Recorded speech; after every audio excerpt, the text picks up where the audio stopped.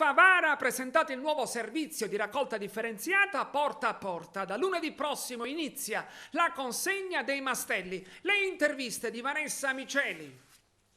Oggi abbiamo voluto scegliere questo giorno perché siamo nella settimana dell'ambiente e perché attraverso, anche grazie al vostro aiuto, abbiamo iniziato questa nuova fase di start-up. Quindi i cittadini si recheranno presso l'ex Operapia per la consegna dei mastelli. C'è un calendario perché mentre noi stiamo parlando verrà consegnata una lettera a ciascun cittadino in cui verranno date le istruzioni. Abbiamo diviso la comunità per lettere con dei giorni. Alla fine della consegna dei mastelli, quindi a partire dal 3 febbraio, partirà la nuova raccolta che permetterà sicuramente un controllo molto più assiduo sul territorio, ma ci auguriamo che grazie al contributo attivo da parte della comunità riusciremo a garantire e ad avere una città molto più pulita, perché la pulizia di una città è il rispecchio della società che in essa vive e davvero noi vogliamo puntare sul turismo e sulla bellezza della nostra comunità, dobbiamo sicuramente impegnarci tutti.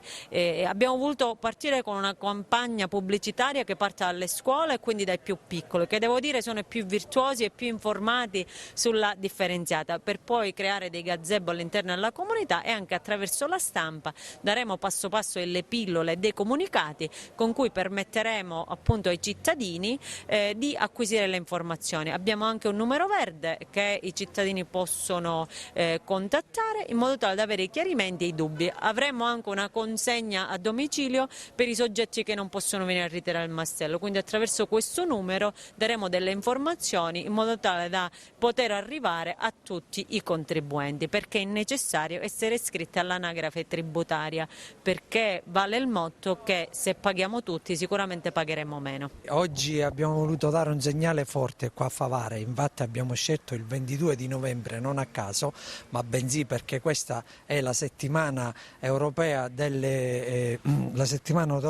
riduzione dei rifiuti e noi proprio questo giorno abbiamo voluto fare la campagna, il lancio del nuovo servizio a Favara proprio per far sì che i favaresi hanno all'interno prendono un nuovo percorso sul modo di gestire i rifiuti a casa. Infatti vogliamo inculcare più che altro una rivoluzione mentale nella gestione dei rifiuti e nell'operare una buona raccolta differenziata, perché solo con la sinergia tra utente e operatori ecologici si possono raggiungere delle buone performance sulla raccolta differenziata.